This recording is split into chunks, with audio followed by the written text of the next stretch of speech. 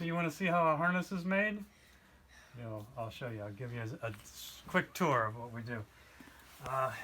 It's basically just some nylon strap and some clamps, but it's really quite complicated. We got these sheets that everybody has to sign off on for each step of the way. So when we cut the strap material comes down here and goes through a special jig, which you can see over here on the shelf. There's all these different kinds of jigs that we made for every different step, and there's at least a half dozen different jigs that have to be put into these welders in order to just get the pieces cut and welded together, and that's only just a couple of the steps. So each time we start out, we work on the size and the color, whether it's a collar or a belt, because there's two pieces to it, plus the leash. And then we cut the strap, we brand the strap, we separate the pieces, we initial groom, etc., all the way down. So we have these rolls of material here. The rolls come down, go through this. They actually get cut, and let's go over here real quick, and I'll show you. Take this with me so I can remember the steps, since I'm going kind of quick and I don't know everything here. We got these boxes here. These are petite and extra small belts for the petite and extra size harnesses. And I'll show you this one here. It's more convenient.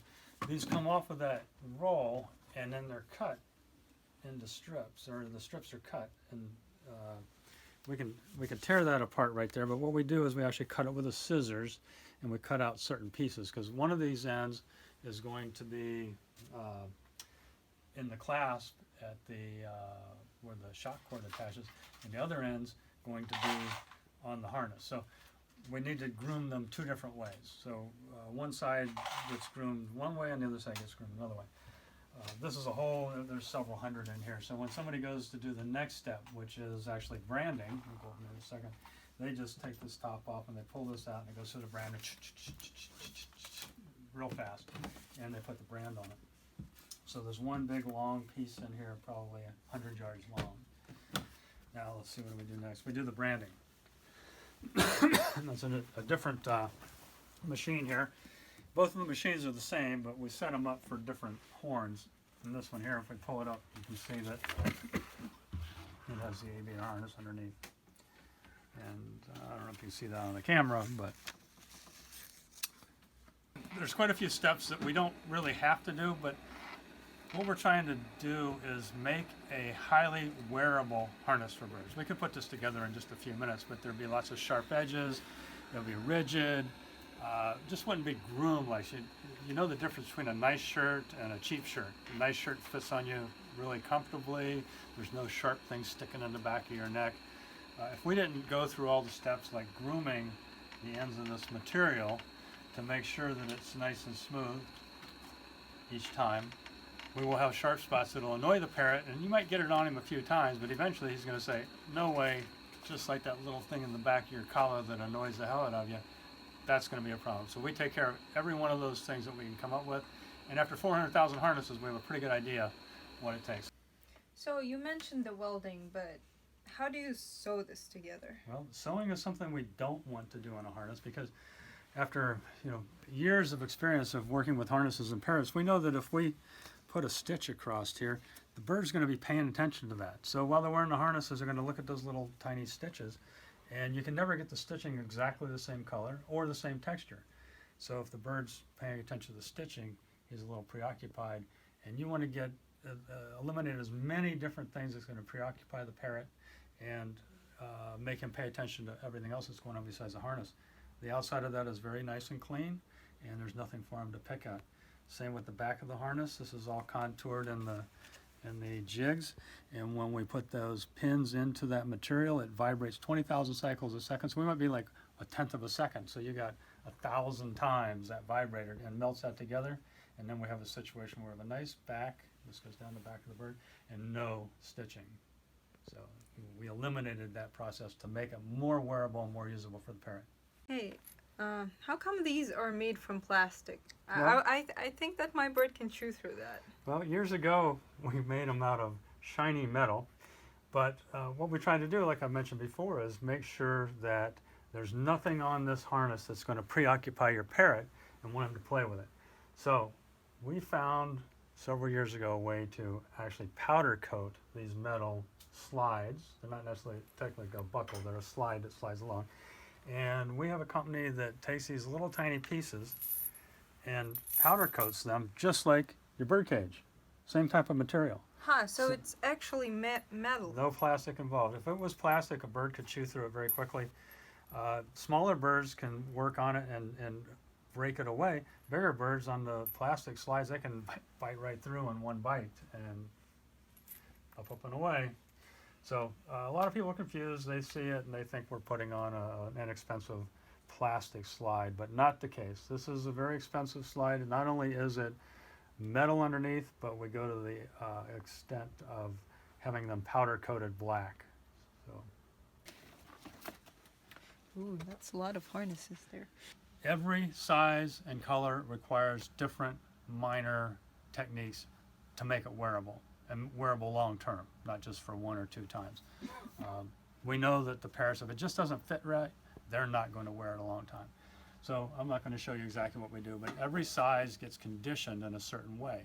Some of them get heat treated, some of them get washed in a washer and a tumbler so that the material is more flexible. Other ones, for the smaller varieties where we know that the head size is closer to the size of the collar, we put these inserts in there. We also do certain things to them to make sure that within a millimeter these are exactly the same size every time, so that we never have to, nobody can ever say that's not exactly the same. Every one of them is put into a jig so that we know exactly how big they are, and then they're also shrunk or stretched to make sure that every single one is the same. Pat's putting the leash on. Every one of them gets the material pulled out and cut to a length, and then they're clamped on here. The hand wrist strap is put on, and then from this step they go back here. Let's go to the next room.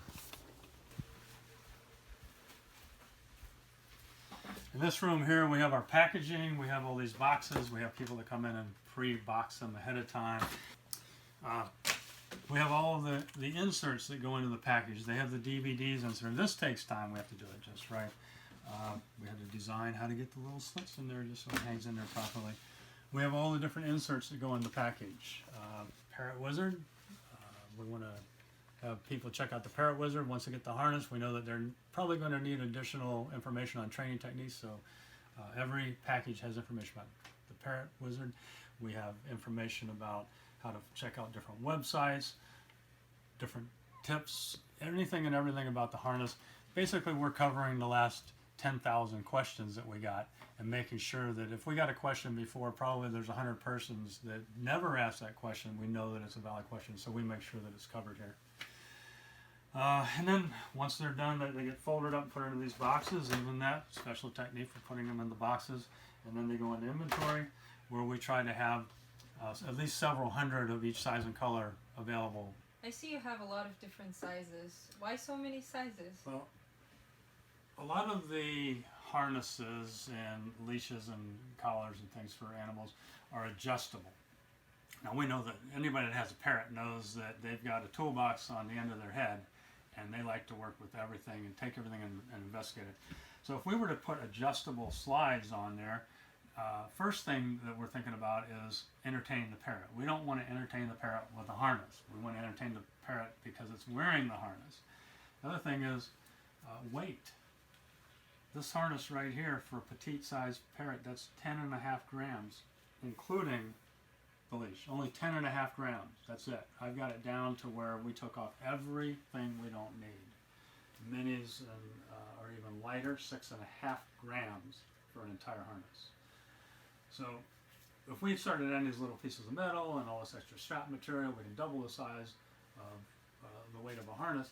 And on the smaller birds especially, there's no way they can carry that weight. A lot of owners think my bird flies around the house, it's very strong, but we know that when you put this weight on a bird, it's like taking a human and putting a 25-pound backpack on you if you're not expecting it. Once you build up the muscles, then it's nothing. But at first, we need to make sure that it's as light as possible. So we have 8 different sizes. We go all the way from, the minis that we developed a couple years ago for the tiny parakeets, budgies, and lovebirds. And then we go up to the XXLs, which are for the hyacinth macaws, some of the big Moluccan males. So what if someone gets a harness and it does not fit right on the bird? Well, we get a couple of situations. Sometimes the harness fits right, but the owner is confused, and sometimes they've received the wrong size. If you buy it in a store, a lot of times maybe the customer doesn't get the right information from the vendor in the store, or the sales agent, and they'll end up with the wrong size. So we want to make sure that everybody gets the right fit for their bird. Better the fit, the more the bird's going to wear it. And the better we do, and the more people hear about it. So we want to make sure. So we guarantee fit. If you think you've got the wrong size, all you have to do is have the person give us a call or send us an email, and we'll verify what size they need. Sometimes we make them send us a picture if we're not quite sure of what the situation is. And then we will take care of, from the manufacturer, making sure that they get the exact size that they need. Well, thanks for showing everything, and thanks for having me, Steve. It was great showing off, showing you how we do this. There's a lot more to it than most people know. So yeah, so it's great. We've been doing this for 13 years almost now, and a lot of birds are thinking outside of the cage because of this. So I appreciate you coming by and checking us out and seeing just what we do.